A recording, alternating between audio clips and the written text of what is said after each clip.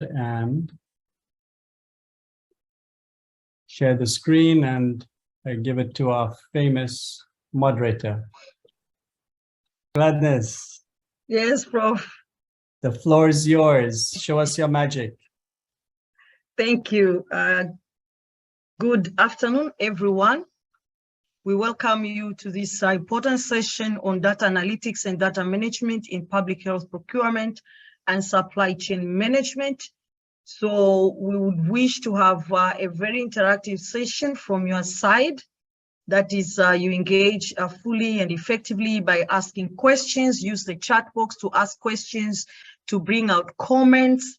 So that would be very, very kind of you to do.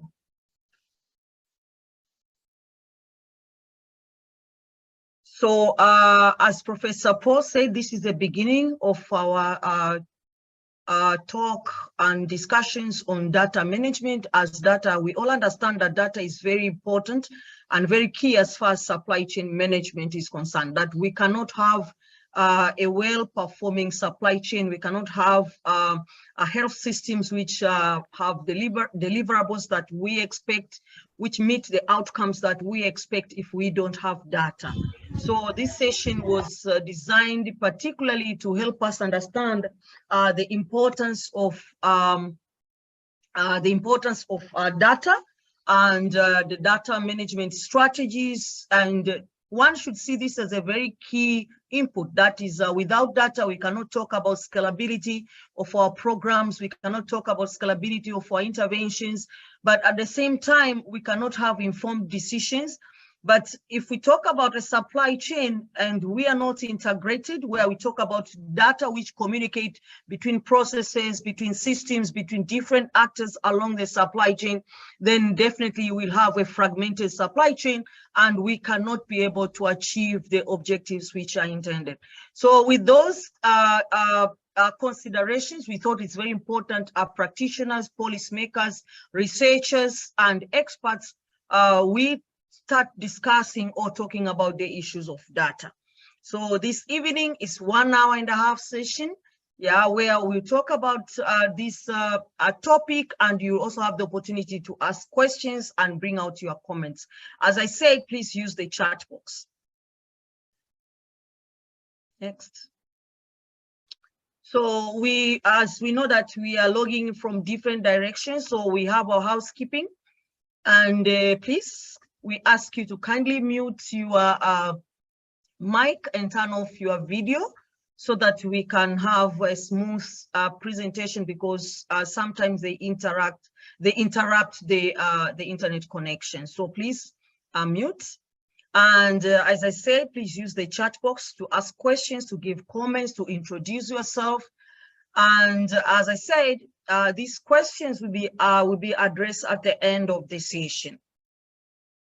And when you want to speak, we request you to raise up your hand, so that we can be able to know who is on the line and they want to comment or they want to speak. And when you want to speak, please unmute yourself. And I can ask you, maybe you unmute your mic, but you can keep the video off because of the internet connection. But note that the slide deck will be shared to every one of us. And at the end of this webinar, you also receive your certificates of attendance. So we have our agenda.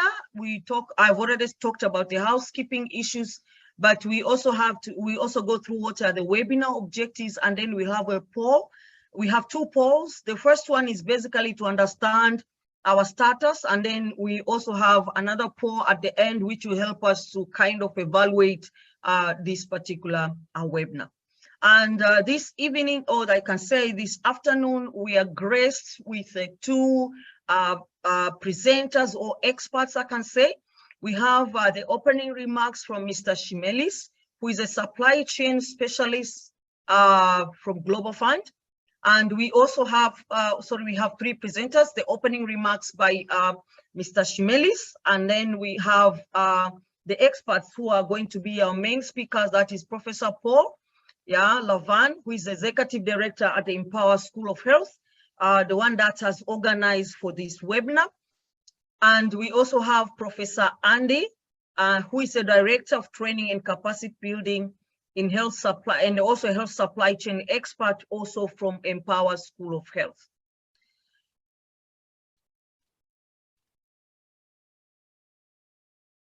Next. So ideally, the main objectives of our this talk this afternoon and the discussion is that we want to understand the importance of data management and data analytics, but also to understand the strategic framework and components of data management and data analytics, to understand the components of an organizational maturity in data management and data analytics, and also to understand the key components of building a roadmap for data management and data analytics for your organization.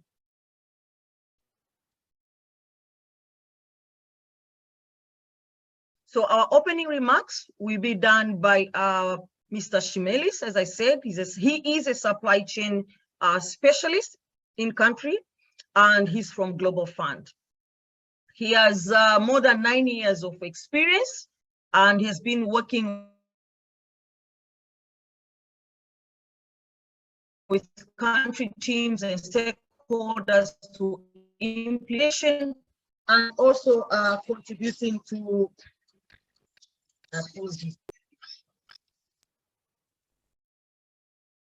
and he has been also collaborating with other teams to conduct supply chain diagnosis in 20 Global Fund supported countries, and also subsequent capacity building depending on countries' maturity, level, priorities, and willingness. And he's also overlooking the rolling out for supply chain transformation initiatives in high burden and high impact countries in Africa and Asia. So that is Mr. Shimelis. Mr. Shimelis? Yes, I can hear you. Good afternoon. Good afternoon. Good morning. We welcome you for the opening remarks. Thank you. Wow, that's the big ask. Thank you so much. Thank you, Empower, for organizing this. As the Global Fund employee, and as part of our strategy, we prioritize digitalization. I'm so sorry, just wait. Could I just ask everybody else to mute their microphones? Gladness, Shiny, and everybody else? Gladness, can you mute? There you go. Thank you. Sorry, Shimelis, back to you.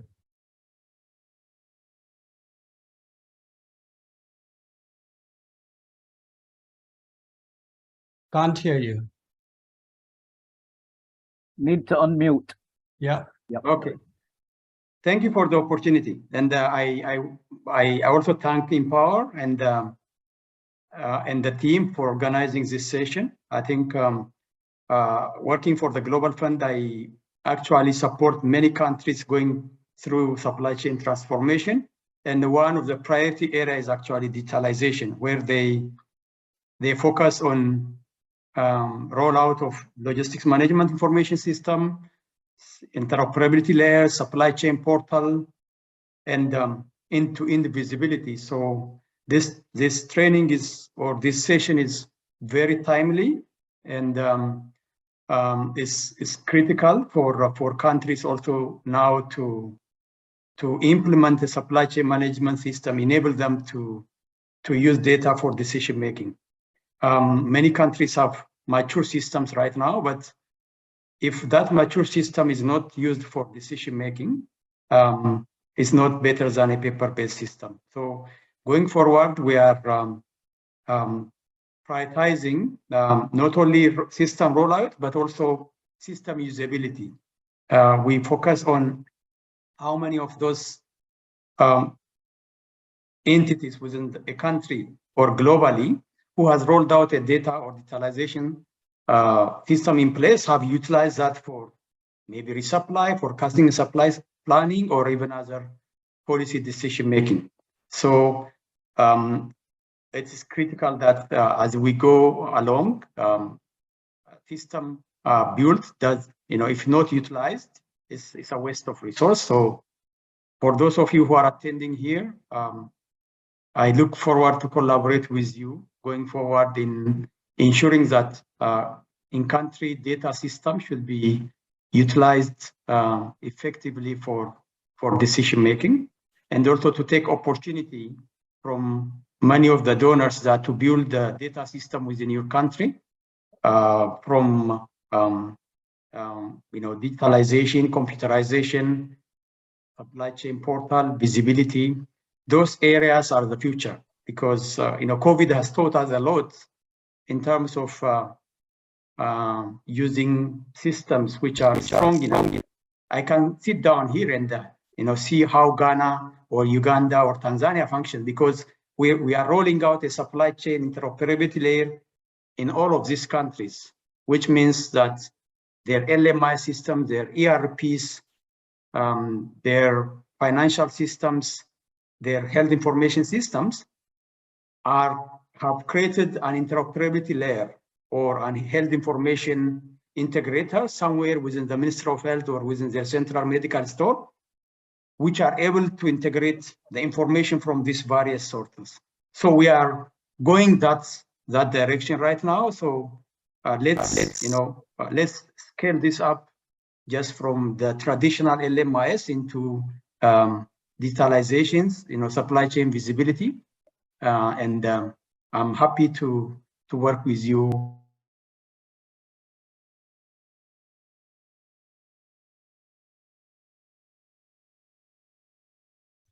Shimelis, you muted yourself by mistake again. Yeah, okay. I think that's what I want to say. Thank you so much. I would have loved to continue, but I have another meeting. But I wish you a good discussion and engagement. Thank you. Thank you, Shimelis. Listen, just before you drop off, very, very, very valuable remarks, and the point that you raised about interoperability, extremely important, and we will touch upon that as well, because there are so many systems and they all need to talk to each other. It's literally like people speaking different languages but are able to understand each other. Extremely valuable, and we will highlight those elements, and we will share this presentation with you to share with other countries as well. Okay. Thank you so much. Thank you, Shimelis. Thank you. Have a great day. Thank you, Bye-bye. Shimelis. Thank you. Thank you.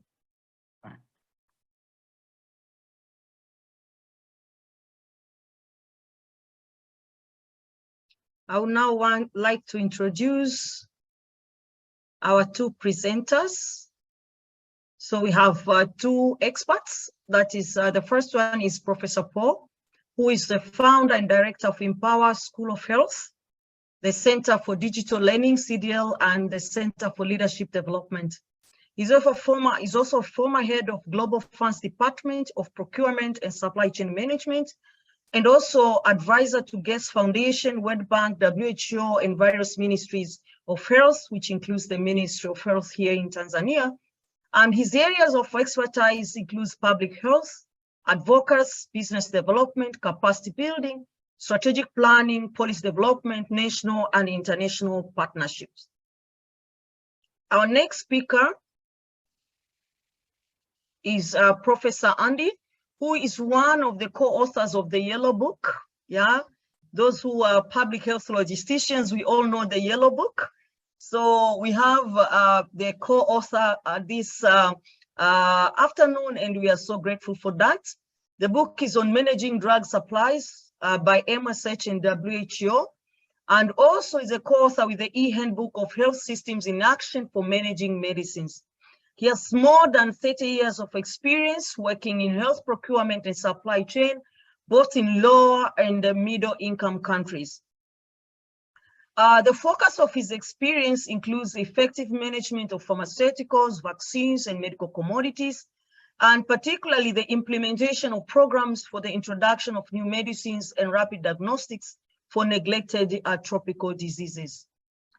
He has presented on risk management in health procurement and supply chain in many conferences, seminars, and webinars, including the ones that we have been doing, organized by Empower. And he has also authored the risk management training course for the Empower School of Health, master's degree course in healthcare procurement and supply chain management. And this is a new postgraduate program, which we encourage most of you, the participants, to look at it, and you can decide to go through it because it's a very good program.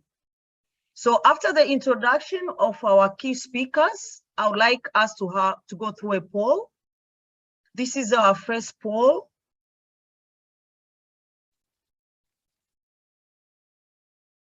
So please just go through the questions.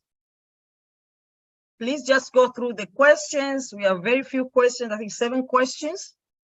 We are requesting all of you to try to go through the questions and answer them.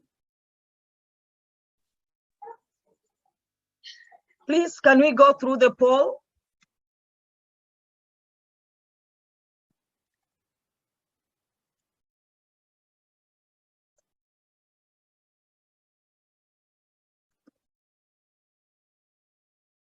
Thank you. I have people there. Yes, please. Thank you.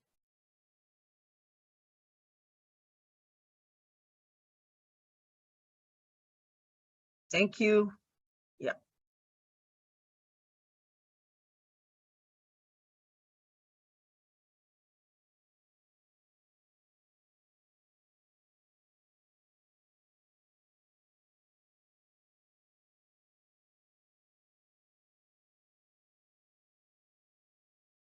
Please, we need more people. Yeah, 44%, 45%.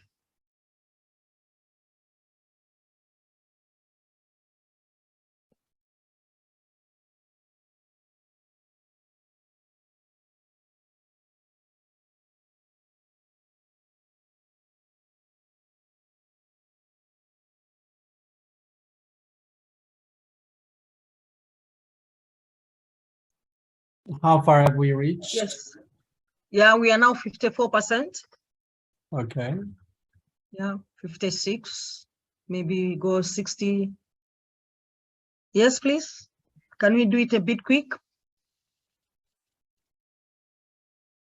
We need more time for the presentations. Yes.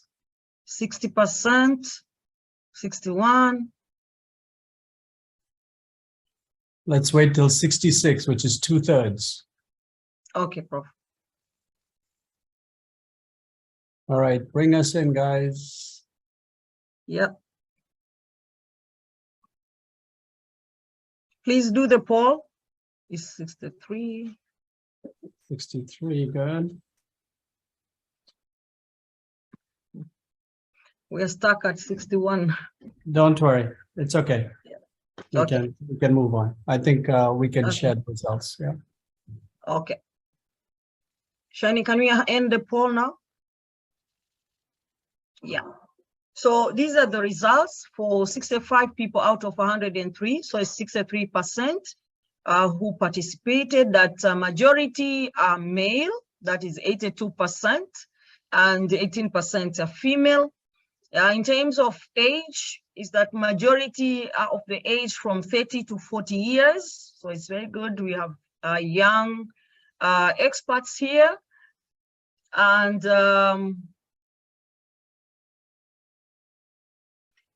in terms of the geographical region, majority are from Southern and Eastern, majority are from the rest of Africa. Yeah, followed by Southern and Eastern Africa. And that is 32%, and we have 18% from Tanzania. Yeah, and in terms of the professional background, majority they're in another category, followed by health commodity managers, which is very good. Then we have warehouse and distribution professionals, and we have 5% of the data analysts and 3% of the monitoring and evaluation experts.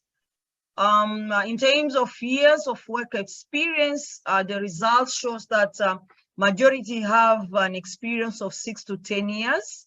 So this is an extensive experience for sharing knowledge. And when we wanted to know, like, how did you know about the webinar? And majority, they got the information through their emails, yeah, and then friends and work colleagues. That was the second option, and the social media scored the third. So for emails was 62%, and for the social media, so followed by friends and colleagues at work, which is 20%, and the social media scored 18%. We also wanted to know if you are a member or alumni or staff of either the Ministry of Health or Global Fund or MSD, Dar es Salaam, Tanzania, Empower School of Health, the Pharmaceutical Society, or Council, and the International Federation of Pharmacists. And based on the results, is that we have many people from Pharmaceutical Society or councils, and also the Ministry of Health. That one was followed by NGOs, that we have participants from NGOs, and followed by academic institutions. So we have also the academia here. So a very good composition as far as the participants are concerned. Thank you very much for attending the poll. So now we go to the main business. So the first presentation will be done by Professor Paul, who will take us through data analytics. You are welcome, Professor Paul. The floor is yours. Thank you, Gladness. Thank you, attendees, and thank you for your responding to the poll. Glad to see such a diverse group of individuals attending. We wish, and one of the areas that we are working with donors and with ministries, is greater engagement and bringing more women into the area of supply chain. Normally it's 2/3, 1/3, but here surprisingly it was less than 15% women. Maybe data is not their area of interest, but I guess we'll find out why is that the case. Okay. Yeah. All right, next slide, please. Okay, so before we reveal the answer to you, and what was interesting is very few of you came from the data management background based on the poll, less than 5%. So let's see how you would answer some of these questions. So before we reveal it, let us see what you all have to say. Don't worry about right or wrong, just give me your thoughts. What do you think is the definition of data analytics? If you can please type it in the chat. I'll wait for 5 to 10 responses. We'll talk about that and then reveal what the specific definition is and what are the types of data analytics. So please use the chat button on the bottom of your screen. What is data analytics as far as you're able to suggest? Go ahead.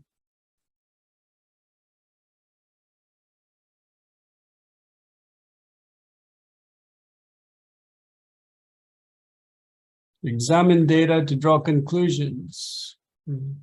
Analysis of data. Process of examining data sets for a conclusion, yes.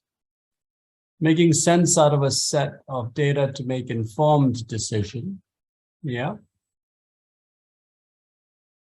I think some of you could be teaching this session.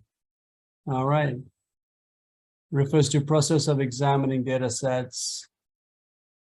Cleaning, examining, and utilization of raw data. Yes, there are all those elements. Description of data to give meaningful information. Excellent. Just keep them coming. It's very useful. All right. Thank you. So next slide, please. Some of you got this exactly right. Data analytics is the science of analyzing raw data to make conclusions about that information. Okay. So and we do this naturally. We do this naturally in so many ways, and we're doing it all the time. It's only for procurement supply chain that it becomes a bit more specific. Okay. Next slide. Different kinds, 4 types of data analytics. Descriptive analytics, predictive, diagnostic, and prescriptive. So Yeah, you have the definition, that's correct, to make conclusions, but they're different kinds. And this is really important and useful. So the descriptive, looking at the data, tells us what happened. It could tell you, for example, by looking at the data, it may tell you that there's a stock out, okay? Predictive analytics would tell you that you may have a stock out 3 months from now if certain conditions are not met. So that's predictive, you're progressing, okay, looking forward into the future. Diagnostic, you may have had a stock out in the past, a month ago, 2 months ago, 6 months ago. So why did that happen? Why something happened? Looking at the data, all the different components of the data. And prescriptive, what should be done next? You're looking into the crystal ball and you're planning, you're creating scenarios, looking at the data. So data can be used in multiple different ways. Next. And you've heard the term from data to decisions, right? Our moderator, Gladness, mentioned that right at the beginning. So what is that process of transformation? How you go from data to being able to make decisions? Because data in itself is not that useful. It'll just sit there. It'll create, it'll take up space. It will take time to create unless you transform that data into different ways, right? So data with descriptive statistics will give you information, but that's still not enough. That information with inductive statistics gives you knowledge. And that knowledge allows you to make decisions, and those are informed decisions based on the data, information, and knowledge that you've had. And with the 4 different kinds of analytics we talked about, you're able to then look into the future, project, ensure that you have a system that is working efficiently. And then the cycle and the loop repeats itself as you try and create more and more appropriate information that you need. And we'll go into this in more detail later on. Next slide. So what I'm going to do is, for the next few slides, I'm going to give it to Professor Andy, and then I'll come back at the end when we talk about the roadmap of how one needs to think about and build the data systems of your own organization or country. So with that, Prof. Andy, I give you the floor. Greetings, then. I think we'll keep to central presentation rather than me present from my machine. We can go to the next slide, please, of why data analytics is important. And one of the key reasons is money. Typically, hospitals spend more than 30% of their budget on healthcare supplies. Global Fund spends more than 50% of its budget on supplies. So managing supplies is really important.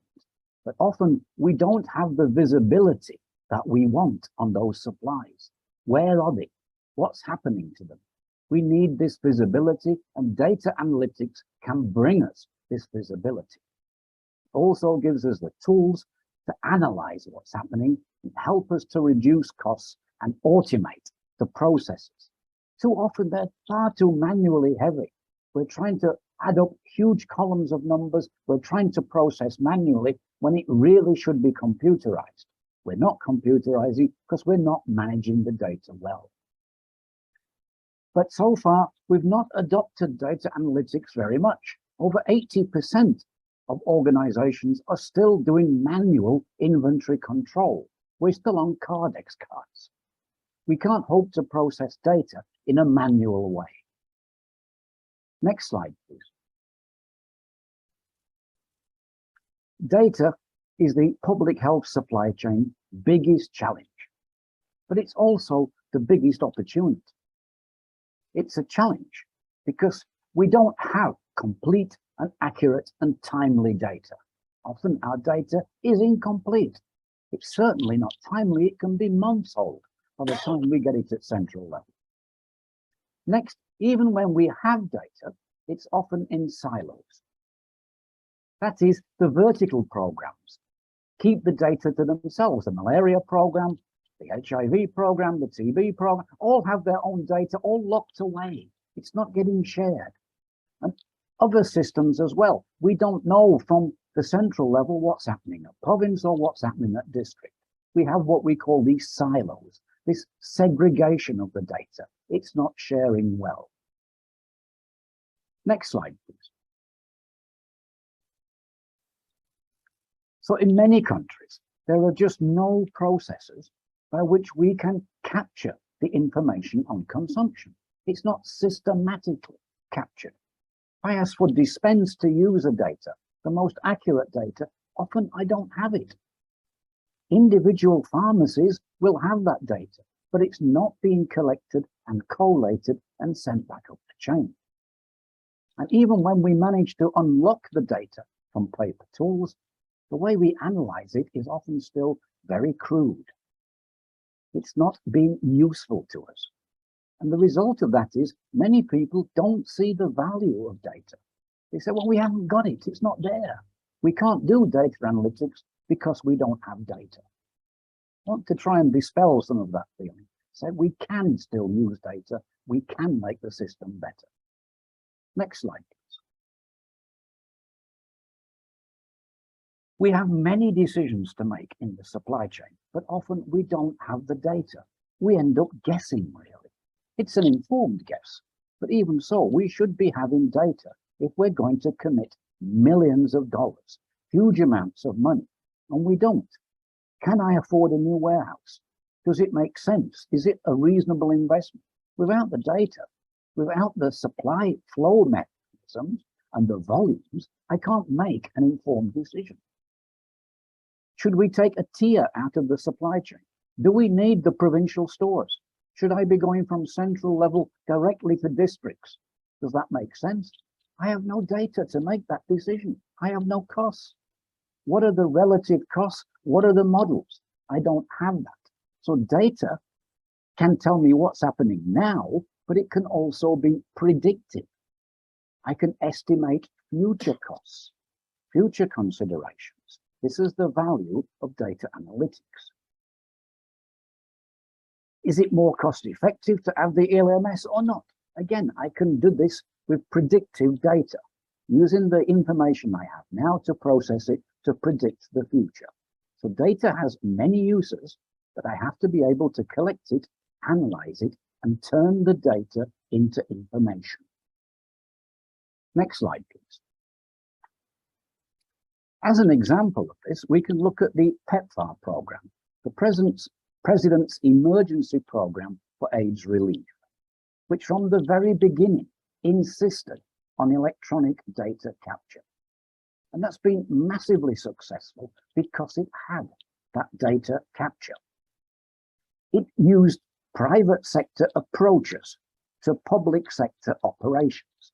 So even though PEPFAR operated entirely within the public sector, it brought the private sector approach of managing data.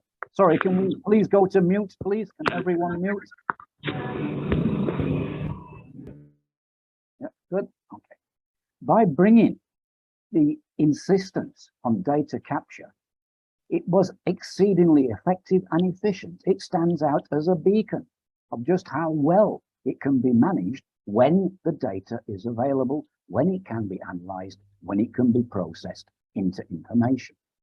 And a measure of the success was it got extra funding because it could prove exactly where the supplies went, exactly where the money went. It got additional funding throughout its life. They kept adding more funding to PEPFAR. You know, look down the chart, all the different millions that went in. That's the advantage of the data analytics that we can bring. Again, please, can we go to mute? Can everyone go to mute, please? Irvin, can you go to mute, please?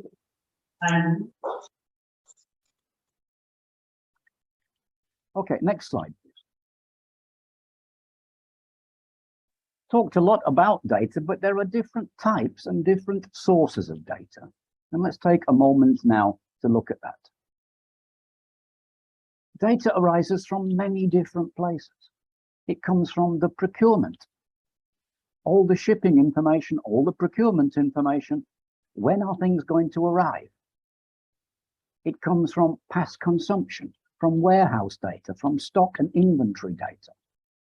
It comes from health data, especially if I'm going to be doing morbidity quantification. How many patients are there? The health management information system, the HMIS, feeds in, yet often we don't use that. We're not linked into it. And that's an exceedingly valuable source of data. I'm going to predict using software like Quantimed or Pipeline for supply planning, processing the data I've got, and there are supply plan outputs. Exactly what am I going to need to buy when, and what are the budgets? So there's many different sources of data. It comes from many different places. Next slide, please.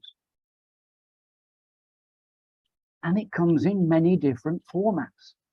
And many of us are not used to that.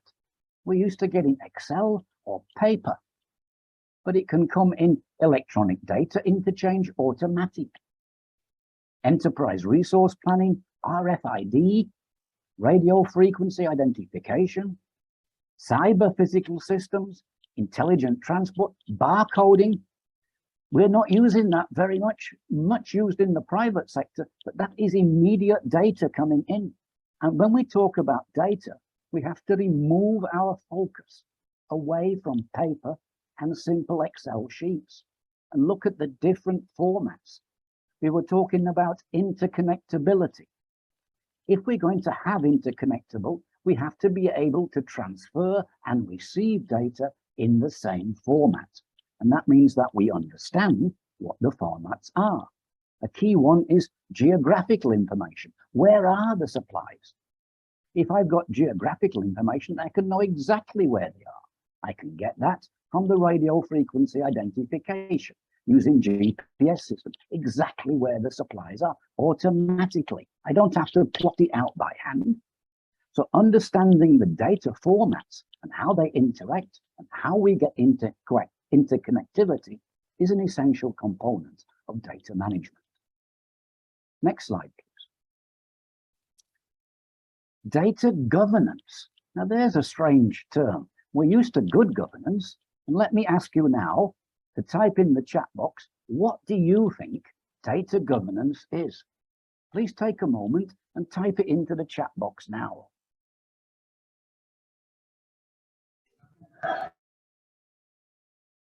Just have a look. Any offers on what is data governance?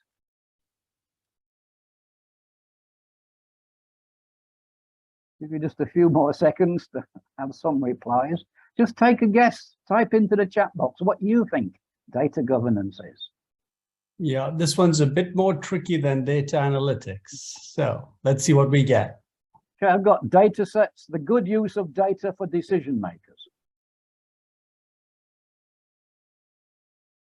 Control and protection of data. Okay, on the button. Laws and regulations, managing data, the management of data.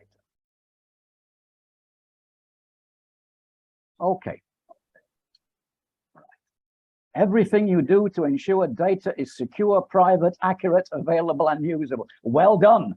You can be presenting the next webinar. Okay.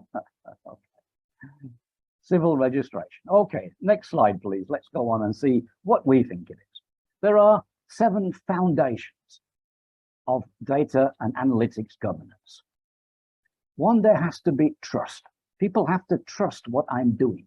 If they don't, they won't share the data with me. I have to operate in a transparent and ethical way. I talked a little bit before about HMIS. If I'm going to have access to healthcare data and patient data, I have to be ethical. I have to observe all the requirements of that. The risk and security. How many of our systems have even got antivirus software? I need accountability and clear decision making and a culture of collaboration. Those are the foundations for data governance. Next slide, please. There are now many laws. It's no good saying our country doesn't have any laws. I'm afraid it probably does.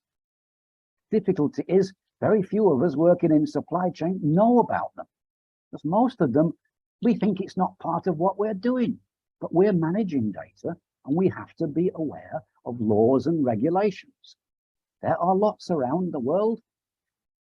In Asia and Africa especially, they're growing very fast. New ones are coming almost weekly. So look at the way we manage data. We are going to be responsible for observing the legal and regulatory requirements on data, just like we have to observe pharmaceutical regulatory requirements.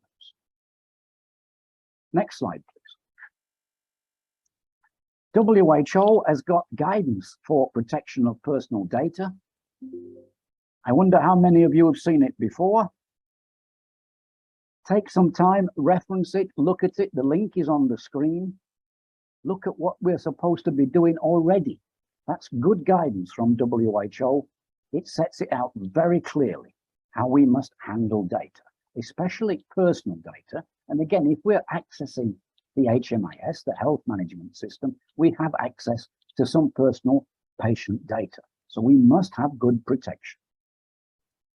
Next slide, please. What about data security? It's not something that many countries take very seriously yet, I'm afraid. There's often fake data, points of entry and exit. People can take data out. How many of you got USB slots on your machines in the warehouse that allow data to be taken out? Where is the data coming from that I'm receiving, the data provenance? And how am I securing and protecting my data? Many of the computers I have seen on LMIS don't even have up-to-date antivirus. We have to be much better at data security. You would never go and leave the warehouse doors unlocked, but somehow we don't worry about our computers too much. We have to bring the understanding of data security, of understanding how to make the data secure. Next slide, please. Well, it's not much of a problem. No one's very interested in the public sector and what we do in the pharmaceutical warehouse. Not so. If we look at the ransomware attacks, healthcare is number 3 on the list. Companies will lock your data and force you to pay a ransom to release it. What would happen if you lost all of your LMIS system, if it was locked out? Could you continue to operate manually? Very few countries could in this day. It's a real risk. It's a specialist job to protect against these security threats. So we need to take care of that, and that's part of data governance. It doesn't mean that you have to become a computer security expert, but you have to be aware of the challenges and be able to engage people that can protect you. Next slide, please. Are we prepared for a ransomware attack? Well, about 70% is not. If you look at the survey in South Africa of healthcare operations that are prepared, not many are prepared. They're wide open. We haven't got anti-ransomware software on the machine. We haven't got good data security. That's part of the data governance. Getting that in place, recognizing the cyber threats, recognizing what would happen to us if we were locked out or our whole system was corrupted. Next slide, please. Data processing and visualization.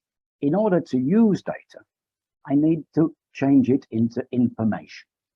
And that usually means I have to process it and put it in a way I can see what it means. A big table of figures is not very useful. I can't really immediately identify, but graphs and charts and maps are much better at doing that. Next slide, please.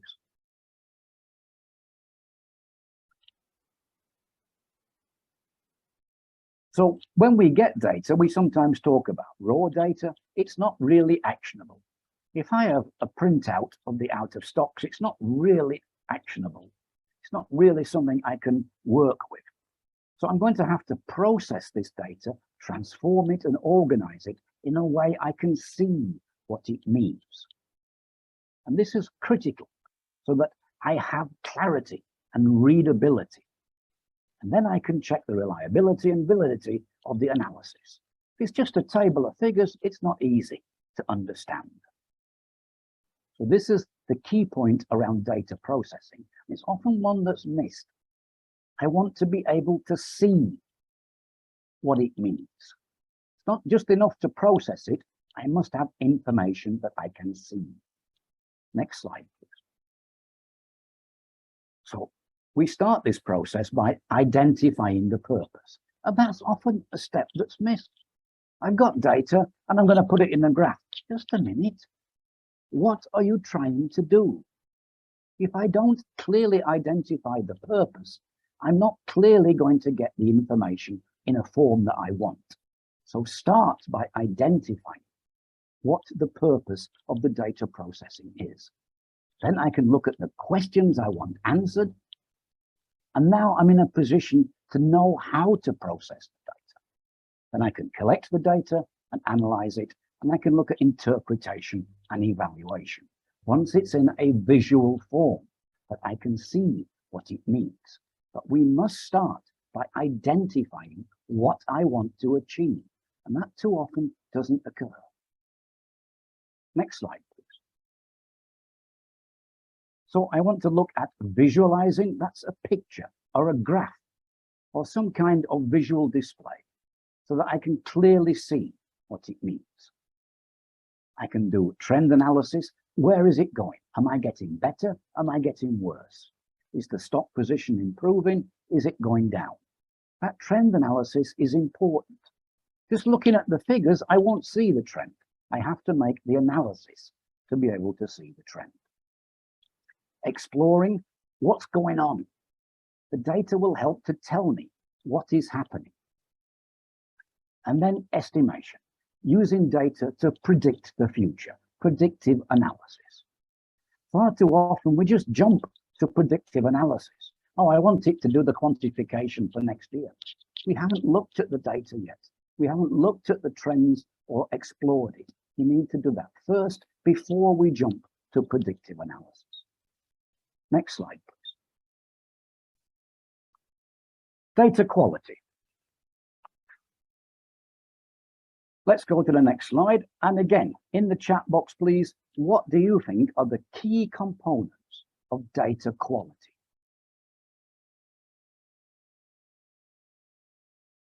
Type your answers in the chat box, please.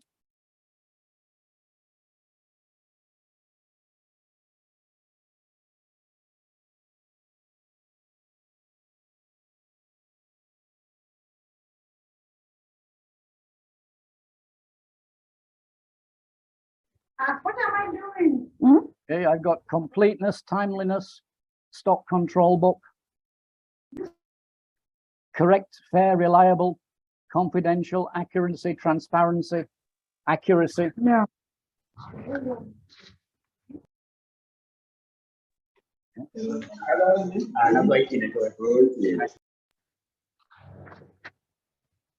Consistency. Okay. Could I ask everybody to mute themselves, please, except Prof. Andy, of course. Mariam, you are unmuted. Okay, lots of good answers there. It looks like everyone understands data quality already. So we'll go to the next slide, please. So we look at the characteristic of trusted data. That means that we want it to be accurate and complete and timely and consistent. So it fits together and it's synchronized, which means across partners, across inputs, it all comes together. And we have a guide to managing data with the links on the screen, the GSI Healthcare Guide of how we measure data and how we put it together.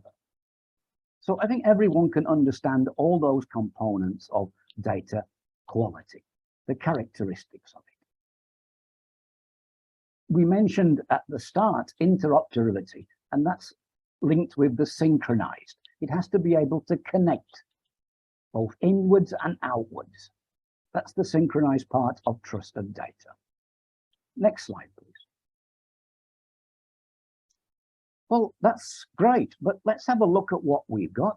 This information is from Namibia, and Namibia is by no means an outlier. This is quite common. When they looked at the data available out of 12 indicators, 50, all of the indicators, every single PMIS indicator had missing data. It wasn't complete. And 50% of them had inaccurate data. So I'm talking about trusted data. And let's be fair to Namibia, it's only because Namibia is one of the few countries who've measured their data quality. Many countries don't measure, they don't know what their data quality is. And yet we're trying to use this data for data analytics to make informed decisions and to make predictive analysis. All of us are using past consumption as a predictor for future orders. And yet we can see, so a key component is recognizing the data quality and working to improve the quality of the data that we have. Next slide, please. Let's look at some examples of data-related technologies being used in the supply chain. Next slide, please. One is using technology to directly collect data in electronic format. And a lot has been done here by using mobile phones. And a key point of this is mapping. Because the mobile phone gives me a GPS location, I can see exactly where it is on the map, and it's automatic.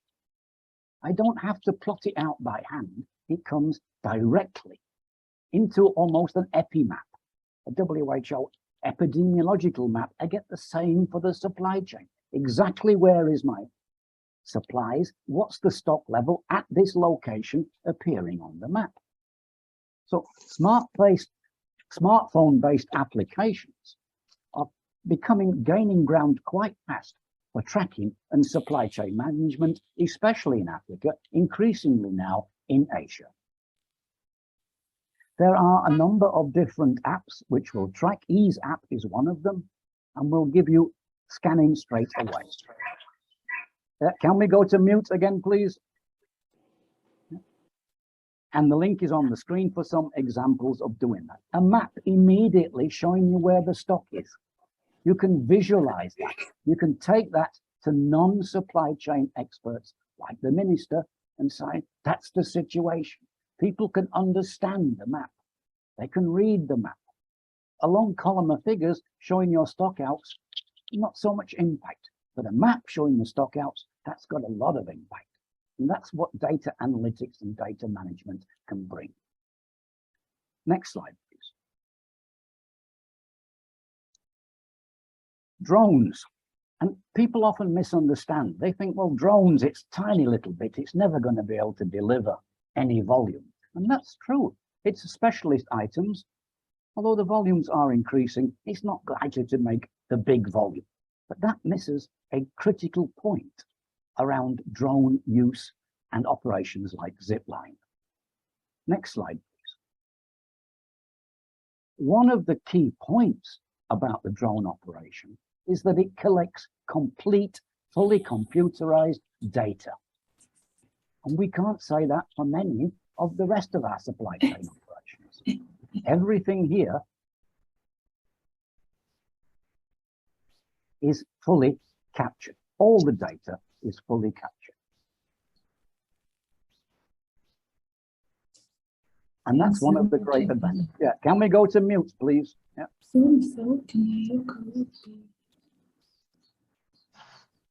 Shiwala Alson, can you go to mute, please? Your microphone is on. Another one which those of you who've been involved in COVID will be familiar with is the concept of the control tower operation, where we have a foundation of data visibility. We can all see the data.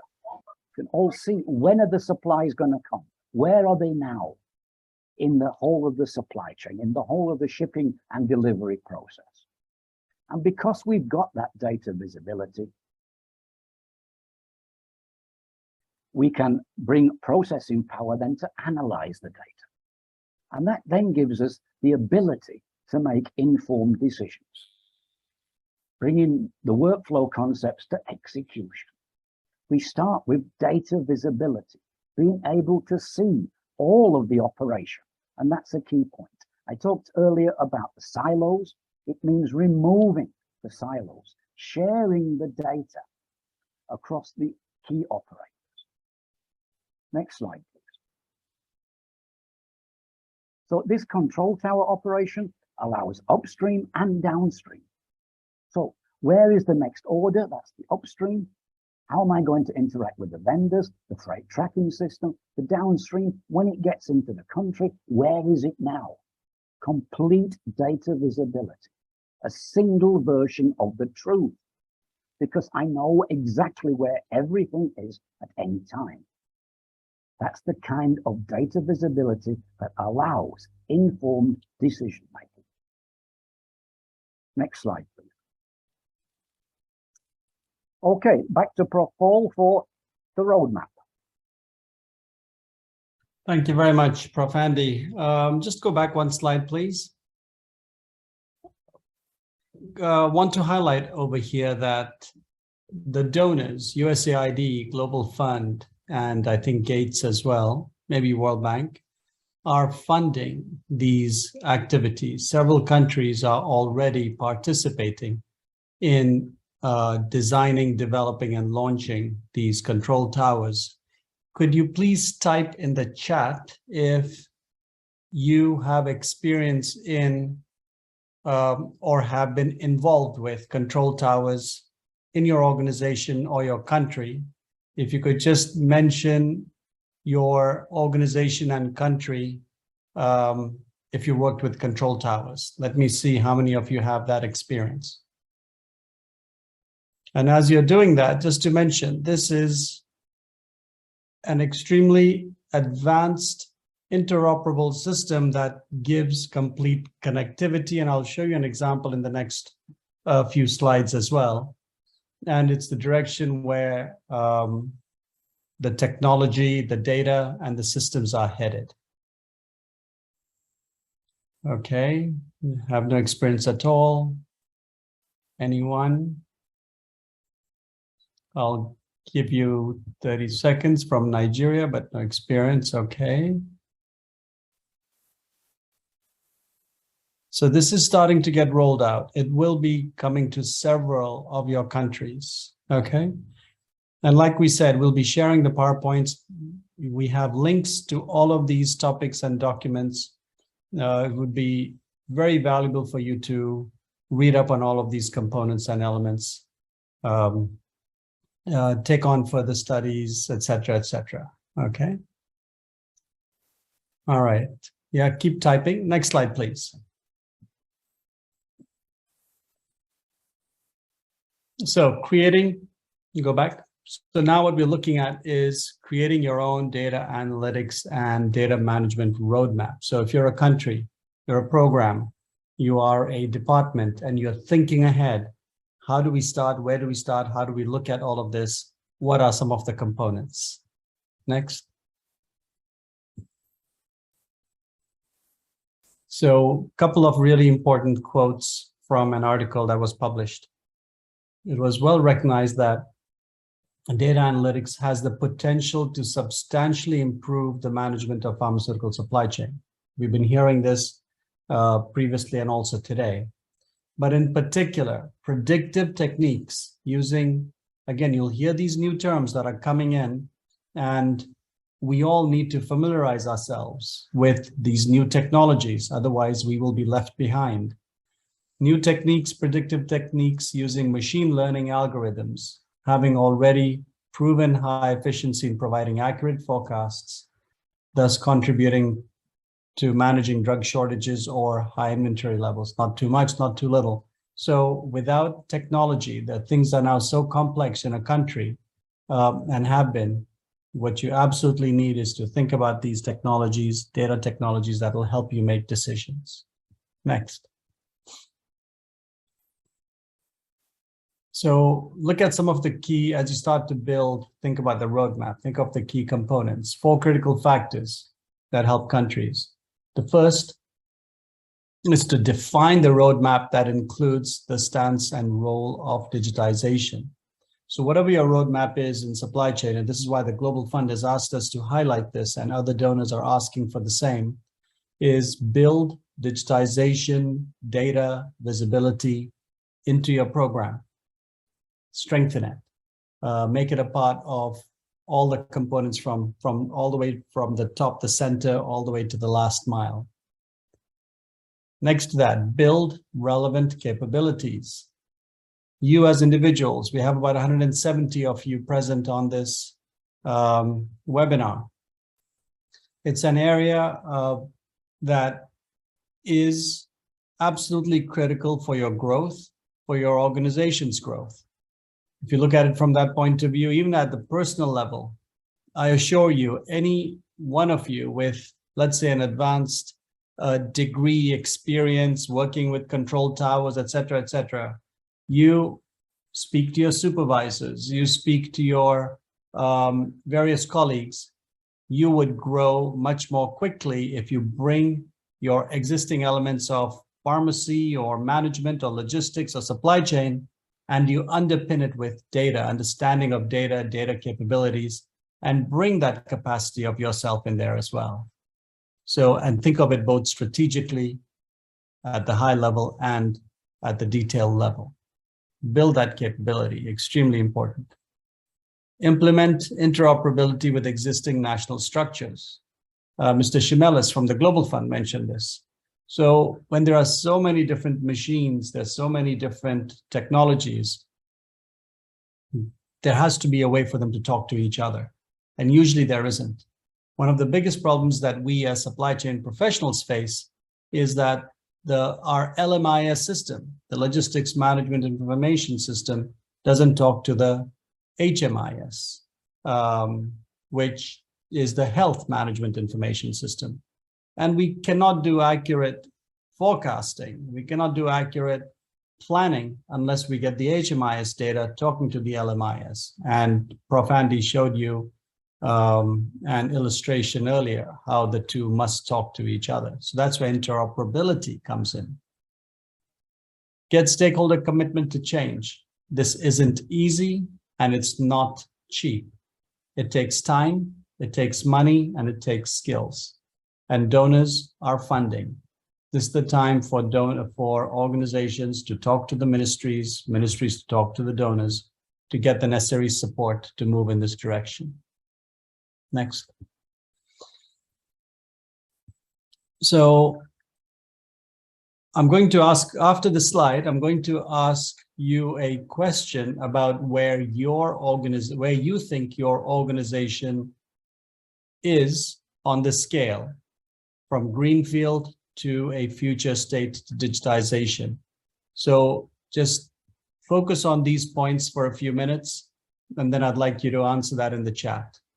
So what stage, you've heard of supply chain maturity state of your country or your organization. In this case, we're asking for the stage of maturity in data management. If you look on the far left, the greenfield, the smallest box that we have, this would be an entity which has no utilization of data systems for healthcare supply chain management. I doubt if there are too many like that, which means everything is manual. Early digitization, logistics management information system, LMIS, build ongoing with separate systems that are not linked.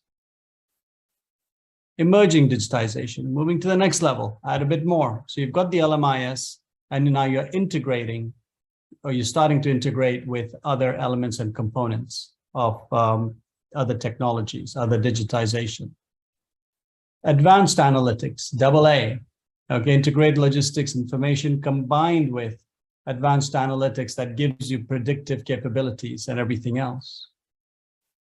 And of course, future state digitization, very few countries are there, not only in Africa or Asia, but even in developed countries, where it's full scale system, fully automated, systems talking to each other, interoperable, and all the linkages are there.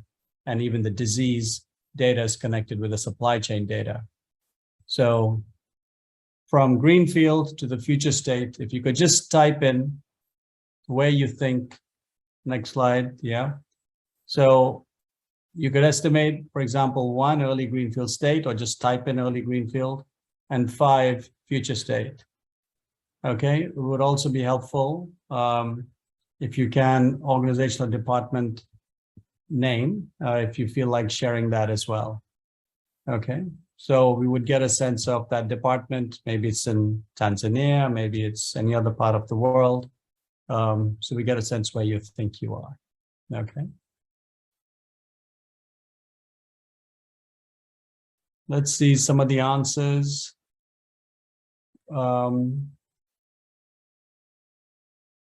So Ghana, GHS is in the 4th stage. Yes, Ghana is one of the more advanced. You do have the control tower. You have several of those elements in place.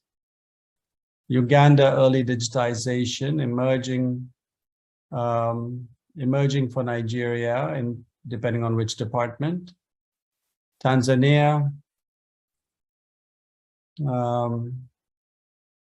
emerging for South Africa. Right, and also it's quite possible within your country, there are different divisions, departments. It could be the Ministry of Health, Supply Chain Department. It could be the Central Medical Stores. It could be the National Drug Authority, et cetera, et cetera. So it could be an NGO. So within a country, you may have different elements. Note to the organizers, next time, let's have a poll on this particular question so we can actually see how people are responding, and we'll be able to then capture it and show it back to the audience as well. What's interesting is I've seen Greenfield all the way till stage 4, which is AA. Okay, that's excellent. We've got the entire range. And in fact, we should probably do a research project around this, Prof. Andy. I think it can be extremely useful, okay, with some specific criteria. All right, thank you. Keep typing. Next slide, please. Yeah. So data management in action. We heard about Nigeria. Okay, we heard from some Nigerians. Here we have a Nigeria case study. And this is work that's been done by McKinsey. So data visibility at work, the Nigeria Supply Chain Integration Project. So what's fascinating here is the creation of the Nigerian Health LMIS was the catalyst for Nigeria's supply chain transformation, okay? So the LMIS started a whole transformation around that as well. The first stage in all of this, if you look on the left-hand side, it's a little small, and especially for those who are on your phone, I'll just read it out. Data collection. First of all, you have to collect the data from somewhere, the state, local, and at the facilities, right? So going all the way down to the individual facilities. We heard about data quality. So get the data, clean it up, put it in the database, all right? Which actually would go back and forth. Actually, it's in the database and then you clean it up. Then you focus on the visibility systems. Inventory management, API integration, last mile distribution, warehouse planning and distribution operators. All of it has to be then synchronized, and you end up with an end state dashboard. Dashboard is really a visualization of all the data, and we talked about processing, quality, we talked about governance, security, etc. All of that would need to be done to reach the stage where you have a dashboard that provides visibility into key logistics management information system metrics at all levels. And this process from here to here often takes several years to reach, to set up, and then it requires a lot of effort to keep it going. And to make it happen, again, people, processes, and tools. I emphasize again, people, because that's what our focus is, Empower's focus is. And all of you here, highly recommend get more involved in understanding the complexities, intricacies, and the joy of data and data management. All right, next slide, please. So looking into the future, although the slide looks like it's from an older generation, I want you to focus on some of these elements. So this is in the 5 stages. This is what stage 5 would look like. Okay, it has Mr. Iratodam Eli if you could please mute yourself, and hosts, if you could just mute everybody except me for the moment. All right, we should be able to do that.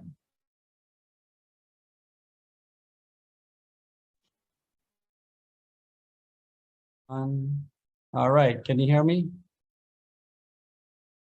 Yeah, you're fine. Go ahead. All Yes, right, Prof. thank you. Great. So this is the last slide, and super important, which looks at what the future would look like. And it really brings all of those features that we talked about together, interoperability, analytics, AA, and all of those components.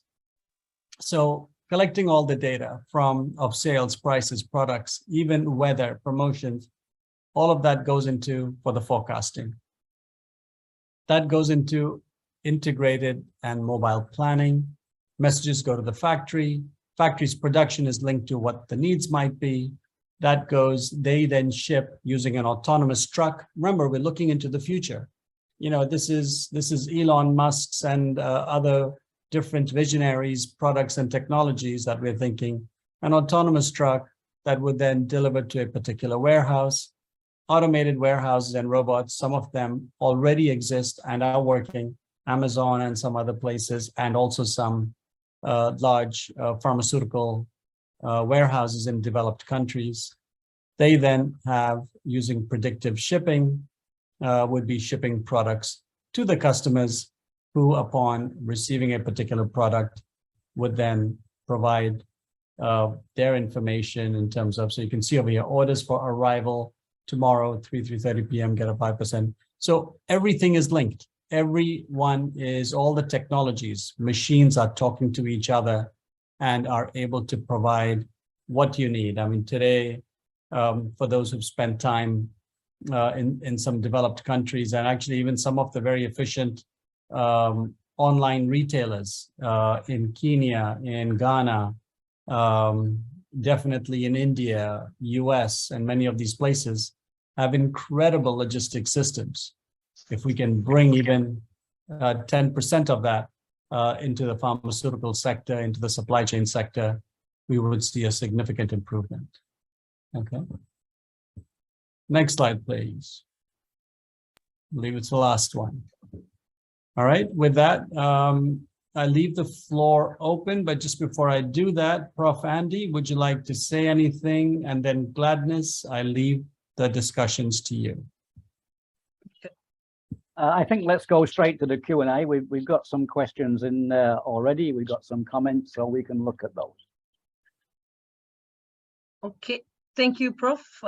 Professor Paul, Professor Andy, thank you very much for very insightful presentations. So to all participants, now the floor is ours. Please raise up your hand if you have any question, if you have any comment, because we also expect to like sharing experiences, you know, as we are all professionals here. So please, we'll appreciate to see your hand up so that you share your experience.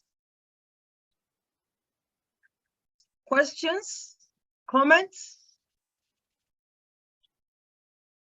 Okay, then go ahead. Yeah. Just while we're waiting, then we had one comment about barcode scanning. And yes, we could and should be making much greater use of barcode scanning. In many countries, even small retail shops have a till with a barcode scanner. And yet many of our warehouses, we're still not using barcode scanning. That would be a significant improvement on data capture and allow much more automatic processing of data. Yes, a step forward. It's something we need to embrace. Okay, do we have any hands or comments? Maybe, Prof, I can ask a question.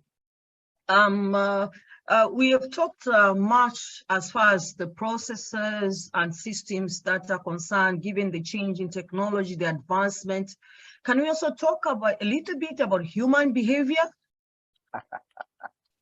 You know, human behavior as far as data management is concerned. You know, like what are the human behavior issues that when we think about data management, we should have our eyes open and have strategies to address them. I think From the that's different experiences, yes. I think that's one for Prof. Paul to take, I think, but I'll start and let him come in. Okay. Yes. We normally talk about hardware, software, and liveware, and it's the people who are the liveware, and they're the most important part of the whole system. So as we talk about every process, it is the people that make it work, not the machines. The machines are a tool. And if we don't use the tool correctly, we will not get a good outcome. So it's always the people. Okay, Prof. Paul, do you want to? Yeah, let me just add, excellent question. And it is in the end, as we keep emphasizing, and why you're all here, we're all here to upgrade ourselves. We need to become ourselves 2.0, 3.0, and we need to keep evolving. One thing is knowledge. So let's say you learn. The other one is the skill that you get with that knowledge, and you apply that, the application of that knowledge. But the third and the critical part is the continuous engagement of that application. So I've got the knowledge, I've got the skill, but am I doing it? And that is where change management and behavior change comes in. And in an organization, setting systems for behavior change and organizational change are vital for the change to stick. And one of the areas that we work with ministries of health is that aspect as well, is how do we bring consistent, sustainable change in whichever area that we are working in. It's linked with leadership, it's management, it's human behavior, and it's super important.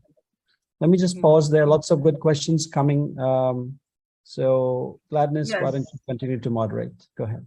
Yes, there's a question that how can data security and data visibility be balanced? We come back to our question about people, I think, on that one, yeah, because it's the people who understand and who make that balance. Many of you will have a Facebook or a TikTok or an Instagram account. You would never think of putting your bank details on there because that would be a breach of security. But somehow in our LMIS, we can put all the information and we don't ever think about security. We already have that balance in our daily lives. Many of the internet users make it every day. We have to bring that understanding and that personal knowledge to what we do in supply chain data. What we make available, what we make secure. The problem is most of our systems don't have any security at present. That's what we have to change. Then we look at the balance of releasing to the public the information which is public information. We don't release information about where we store the narcotics. That would be a breach of security. Yeah? But we can make that balance. We make it as people, not machines. And that's the people element in it all. Thank you, Professor Andy. Professor Paul, do you want to add? Yeah, so just to, the question that was asked actually brings up many other elements as well. It's data security, but also there's data privacy. When we talk about visibility, we're also talking about data visualization. So there are many components, and it's actually a very interesting and deeper discussion on that as well. And part of it, Andy has already talked about. So security on one side doesn't necessarily hamper the visibility, but you know, and I'll give you one example. For us, what is important to us is how, from a pharmaceutical supply chain point of view, what we care about is how many, let's say, what the volume of drug consumption is for a particular product. We don't need to know which patient took that particular product. That is not relevant for us. So from a visibility point of view, when a pharmacist is extrapolating, that data should automatically be held in private, not secure. Secure, of course, secure has the other definition as Andy explained. But from a visibility point of view, we would then carve out the data that we actually need without compromising the information of patients. For example, there may be patients who are on HIV medications and they don't want that to be known. We wouldn't even need to know that. We would just need to know how many people are taking those drugs in which particular counties or which particular provinces, and what frequency, et cetera, et cetera. So data security, data privacy, data visibility, they're all those elements. And it's a much longer discussion, but it's a very good one as well. Thank you. Thank you. Maybe to add on that, I think it's also an issue of the structure of the supply chain, particularly, for example, in the public sector. Sometimes the assumption is that we need to secure data, and you put a lot of controls, a lot of levels, and at the point where it's actually hinders visibility. So I think the question of having a visibility, we should also look at what is the objective. What objectives do we want to achieve in our supply chains? And like if there is a next actor, what information is very relevant to ensure that the supply chain operates smoothly, and the data that is needed for decision making at each level is actually available. So as it has been said by Professor Andy and Professor Paul, yeah, this is a big discussion, but definitely we need a balance between what we want to secure and how do we now ensure that we have supply chains which are visible, that data is shared as much as it is needed.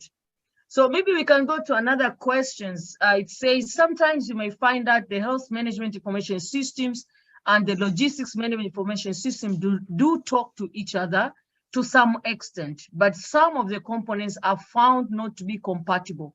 So how do you make them interoperable if all owners of the two systems which are dependent on each other aren't yet want to wipe out the identified gaps, challenges, that they're insisting every information is important to them? Yes. Okay, we have to achieve a compromise. And that compromise is normally driven by technological development. So whatever system you have now, that's not going to be the system you're using in 3 or 4 years. And that's the wedge we try to drive together to people.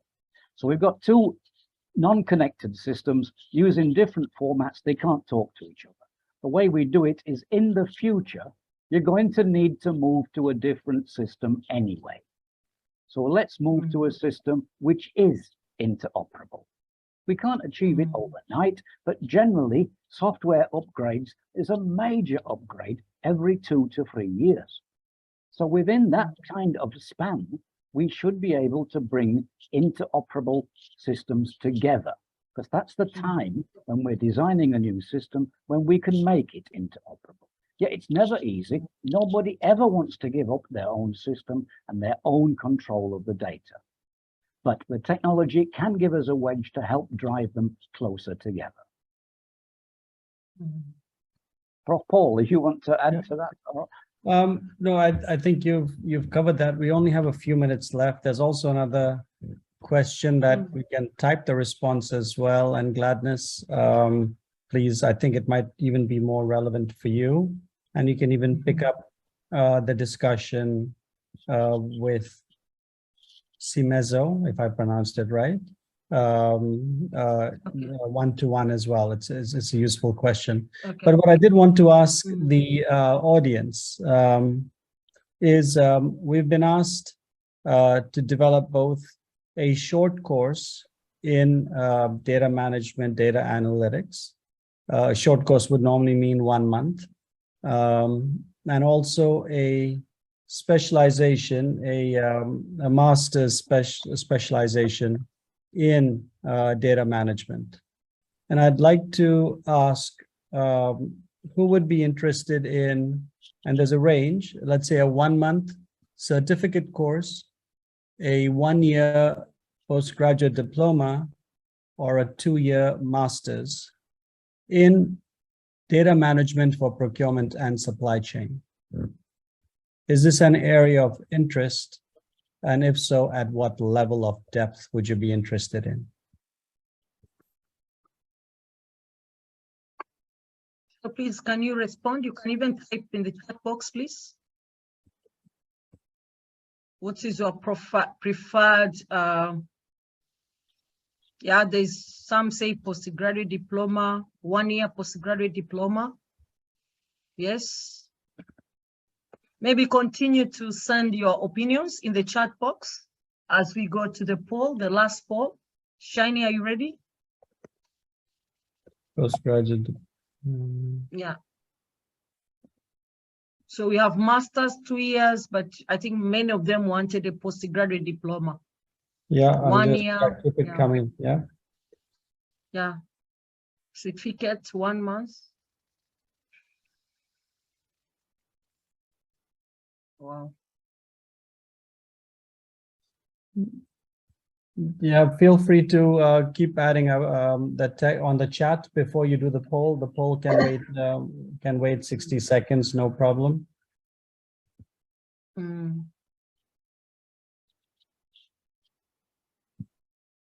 Master's level is preferred, I think now.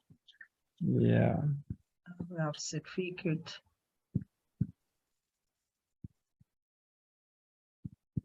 Okay. So actually we're seeing across, there's interest in all areas. So Yeah.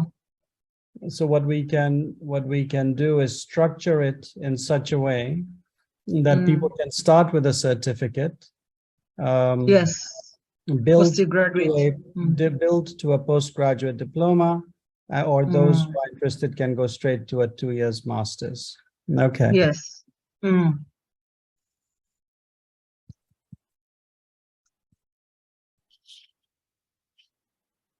Okay. Prof, can we continue with the poll now? Yeah, we can. And we should always ask one question, and this is a request to all the organizers, is always ask a question if the participants currently have a diploma, a bachelor's, a master's, or a PhD.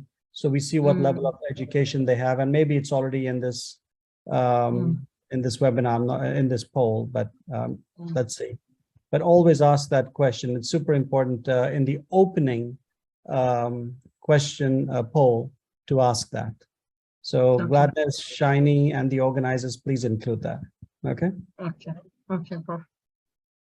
All right. If you've already, can we have the poll? Yeah, go ahead. If you've already put in your comment in the chat box, please enter the poll.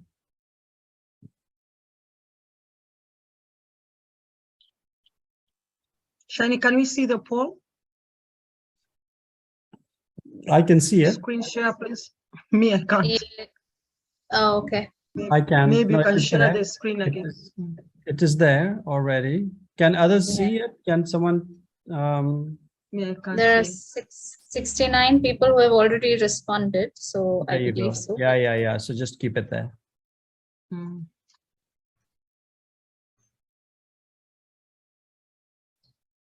I can't see the slide, so maybe Shiny, you can do the presentation of the poll. Just give me 1 second and see if you can. What percent have responded already? So 47% have responded already. Okay, keep it going for a little bit longer.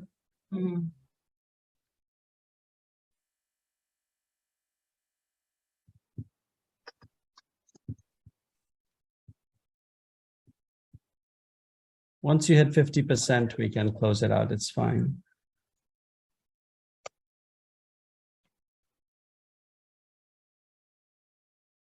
And team, please do capture all the chat data, and then we can analyze it later and respond to the individuals later as well.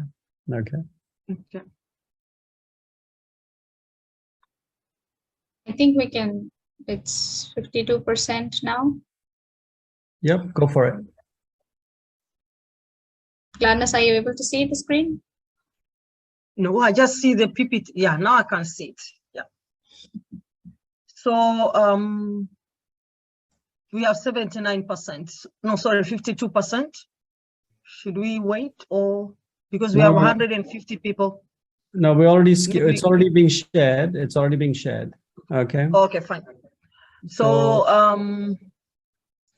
you want to talk about it, Prof? Yeah, Shiny, go ahead. Because since you can see it, go ahead. Okay. Okay, so in terms of the webinar matching your expectations, then 96% who mentioned that yes, it has matched their expectations, and 4% who agree to some extent that it has matched their expectations. 78% are likely to recommend the webinar, and followed by 18% who are likely to recommend the webinar. So 100% participants have mentioned that they will join us for such future webinars. So thank you so much for your support and your engagement for this webinar. And there are 66% people who are interested in the courses of Empower School of Health, followed by 18% who have already undertaken courses, either diploma or certificate courses with Empower School of Health. So I believe it will be useful to actually share the list of courses as well. So we will be doing that soon. So thank you so much for sharing your thoughts on the webinar. And we hope to improve, with the future webinars that we conduct. Gladness, over to you. Let me just ask one more question. So other topics of interest that you would like to hear more about, please type that in or email it to us as you wish. Connect in any way. Topics of interest which will help you grow in your career, help you perform better in your organization. All right. Feel free to share that information with us in any way that you wish. And often what we do is, for example, our master's is in partnership with the United Nations. So, so when you get our degree, it is not just an Empower School of Health degree, it's also the United Nations degree that you get. So it's a joint degree. Postgraduate diploma is with a different partner, et cetera, et cetera. So our goal is to bring as much credibility to you and the work that you do. Our certificate courses are with Global Fund, with other UN agencies, with FIP and others. So it should be valuable for you to help grow as well. Okay, so guide us, tell us what you'd like, where you want us to focus our attention to provide you support. Okay. So just a quick announcement following that, I saw somebody mentioned about pharmacovigilance, and we will be having a webinar soon on pharmacovigilance as well. Just supposedly happening in the second week of October. We shall keep you informed of the same. Thank you. Gladys, floor is yours. Yes, Prof. Yeah, thank you. Thank you everyone for your participation and engagement. We also thank Professor Andy and Professor Paul for setting time for this. It was quite useful and insightful to all of us. And Shiny and the whole team, Empower team, thank you very much for making it happen. So we hope to see you in the near future as we continue with the interventions in the pharmaceutical supply chain. So please, keep yourself uplifted that more is coming. Thank you very much. So the certificate link has been shared in the chat. You can click on the link and avail your certificate as well. Yeah, sorry, Prof, were you saying something? No, that's all fine. Excellent. Thank you. I really appreciate it. By the way, this is probably one of the more, not probably, it is one of the more engaging participation from the audience. Thank you. Thank you for staying connected and for all your feedback. Could I just ask you all to turn on your cameras? Let me all see you so we can say goodbye and wish you a wonderful day ahead and a wonderful upcoming weekend soon enough. Okay. Please keep me posted if you have any problem. I see a lot of young people. I'm feeling old. Okay. All right. Wonderful. Thank you. Yeah, thank you very much. The next generation. This is the next generation, guys. You're in your, I noticed the average band was in your 30s. Hang on a second. I see the number of women. It's more than 12%. It's not possible. That means you didn't enter your data. Only the men entered the data. Yeah. I see lots of women. That's wonderful. Remember, you're the next generation. Pick up the skills so that you can grow in your career, in your individual organization, etc. This is the time to do it. What you finished at the age of 25, 26, or 30 in college, it's going to get very quickly outdated. So you have to keep growing. The way knowledge is changing and turning is very rapid. So I have a 17-year-old son, and he has to reinvent himself at least 5 times going forward in his lifetime. So all the best, everyone. All right. Thank you. Thank you. Thank you so much, everyone. Take care. Thank you. Thank you, Baba. Have a nice evening. Thank you.